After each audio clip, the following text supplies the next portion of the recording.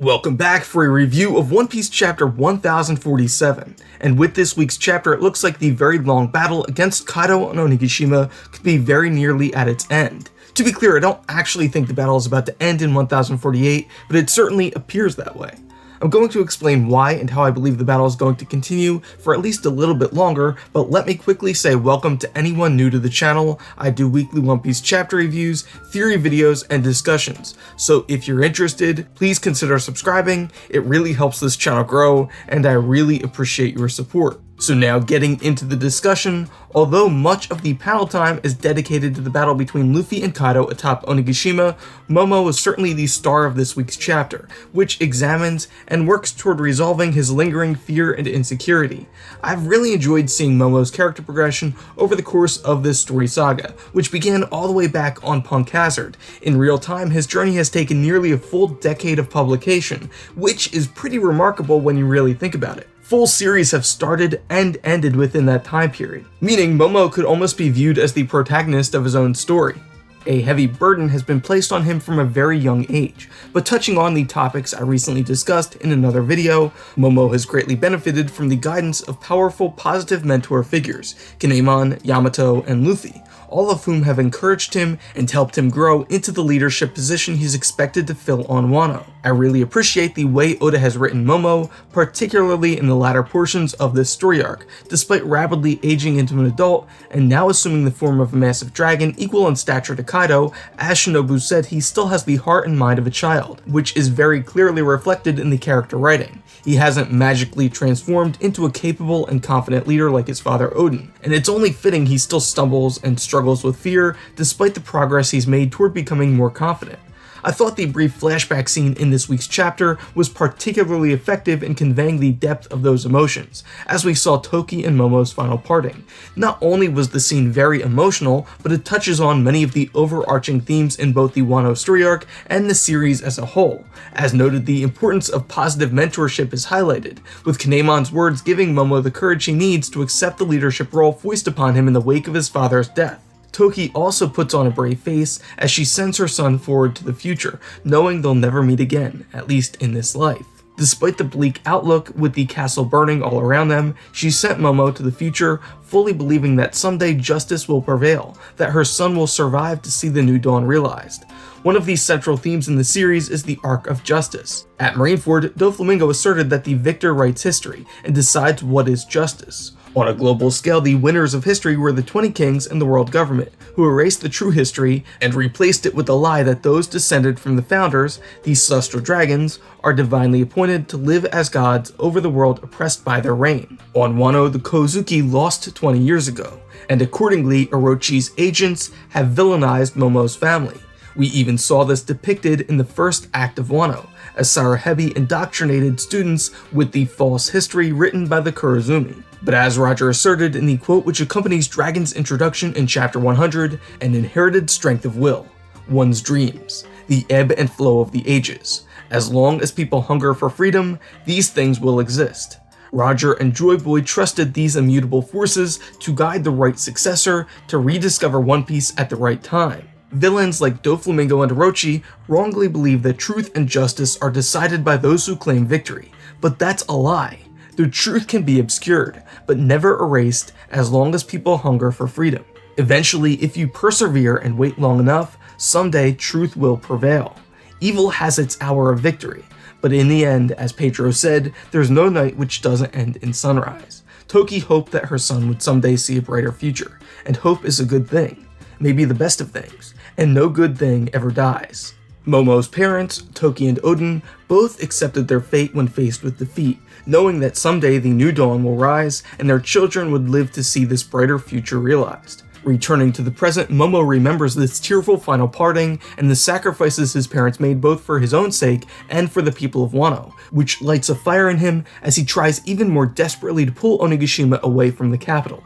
I thought this opening worked really well as a bookend to the final scene of the chapter, where it becomes even more imperative Momo immediately move the island. I will add that again, we see in this flashback scene Kinemon alluding to the Akazaya as living ghosts. Their lives were purchased at the cost of their fallen lord's sacrifice, and the only reason for their survival these past 20 years has been to at last realize Odin's dream. This is a topic I'm going to discuss in greater depth in an upcoming video, but this sentiment is one of the main reasons I believe the Akazaya Samurai, filling the role of the 9 shadows from Toki's prophecy, will be instrumental in helping Luffy overcome Kaido. On that topic, we return to the rooftop battle and see Luffy's lightning bolt attack fails to land, again reinforcing the fact that despite his newly awakened Gear 5 powers, he's still outmatched by the King of Beasts. I'm not going to go over an exact play-by-play recap of the action, but would like to touch on a few notable points. First, we see Kaido's razor-sharp teeth emerge as he continues to dominate in the back-and-forth exchange of attacks.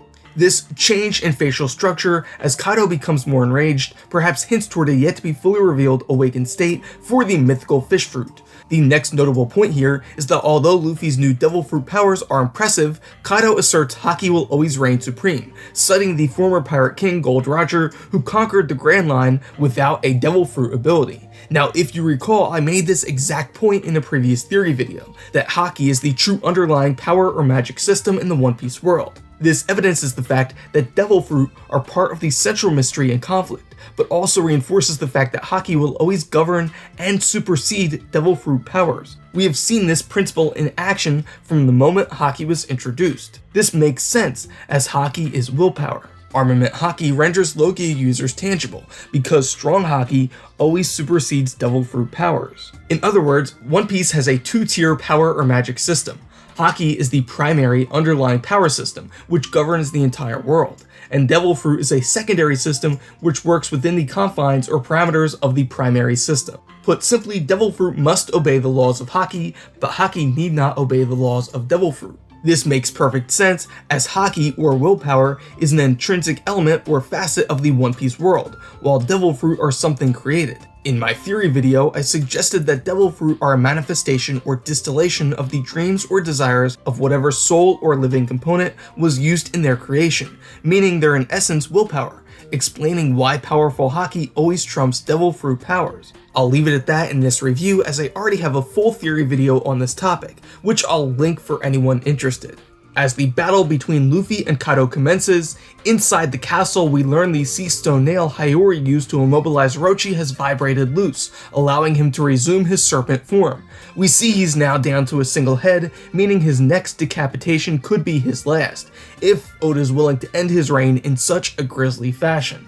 Now, as I said last week, it would seem the most likely outcome here is that Denjiro, who has now been absent for over 30 chapters, will arrive at the last moment to rescue Hiyori and finish off Orochi, but personally I'm hoping Hiyori herself will be able to strike down Wano's despotic shogun. As far as we're aware, she still possesses her father's sword Ame no Habakiri, famous for slaying the Yamada no Orochi of legend.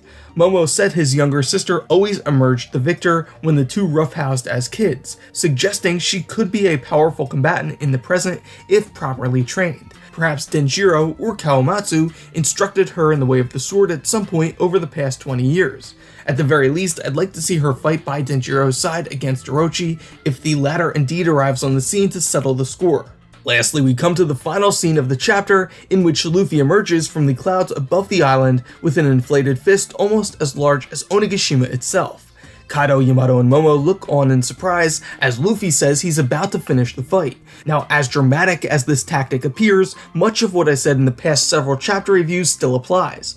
Luffy's giant punch is likely going to force Momo into action, inspiring him to finally generate his own flame clouds and move the island out of the way at the last moment, but I don't believe this attack is going to finish off Kaido, at least not permanently. I recently posted an in-depth character analysis in which I discussed potential aspects of Kaido's backstory, which could be revealed in an upcoming flashback.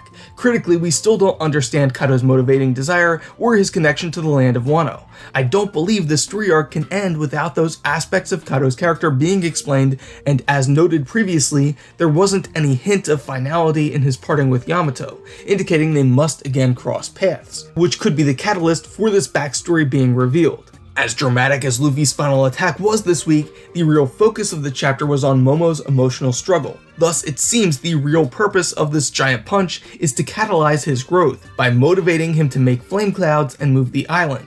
A friend of mine accurately pointed out that this chapter leaves us in a very similar place to the previous one, with Luffy and Kaido preparing to clash in the skies above Onigashima, albeit in much more dramatic fashion. That's not a criticism, but does reinforce my belief that this fight isn't about to end. It's very unlikely Oda would telegraph the finishing move at the end of 1047 before it connects in next week's chapter, but more importantly, there hasn't been any dramatic shift or reversal in this week's chapter to justify Luffy suddenly triumphing over Kaido, who's been dominating this battle up until this moment despite Luffy's awakened Gear 5 powers. Oda even said in a 2017 interview that it would be unsatisfying for Luffy to simply overpower Kaido by punching his way to victory, and I think this applies no matter how big the punch is. As I've discussed pretty frequently, I still believe Kaido's Devil Fruit imparts him with incredibly good fortune, particularly in one-on-one battles, and thus I still believe Luffy will require the assistance of the Akazaya Samurai, the 9 shadows from Toki's prophecy, to finally overcome Kaido. As we're now seeing, the celebration of the Fire Festival, which marks a thinning of the veil between the land of living and dead, may play a prominent role in Wano's final act, and I can think of no better way for that to be realized than the ghosts of Wano's past, thought to be nothing but a dream, helping to at last fulfill Odin's will by opening Wano's borders and bringing the prophesied new dawn. That's all for this video. Thank you for watching. If you liked it, please leave a like. If you want to be notified when future videos are posted, please consider subscribing. It really helps this channel grow, and I really appreciate your support. But most important, what did you think about this chapter? Make sure you let me know your thoughts down in the comments.